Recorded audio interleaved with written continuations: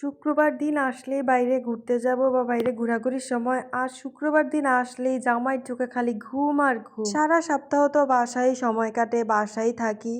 তো শুক্রবার হলে একটু ঘোরাঘুরি করব, সেটা না, শুক্রবার দিন জামাইয়ের চোখের থেকে ঘুমই সরে না। এত ঘুম কোত্থেকে আসে। তো সেদিন অনেক বলতে বলতে আমরা সবাই বাইরে গিয়েছিলাম।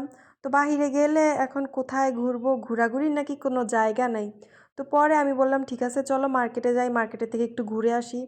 তো এখানে রান্নাঘরের যাবতীয় যত জিনিসপত্র সব কিছুই ছিল। তো ঘুরতেছিলাম আর দেখতেছিলাম, ভাবতেছি কি কিনবো কি কিনা যায়। তো এখানে সব ধরনের মেশিনারি জিনিসপত্র আছে। আর আমাদের বাসার টুকটাক জিনিসপত্র যা লাগে আমরা এখান থেকেই কিনি। তো সেই উদ্দেশ্যে আজকে যাওয়া, গিয়ে এই জিনিসটা খুবই ভালো লাগলো। তো আমরা ভাবলাম যে এটাতে যে কোনো পিঠা বানাতে সুবিধা হবে, বিশেষ করে চিতই পিঠা। তো সেজন্য পরে এটাই নিয়ে নিলাম।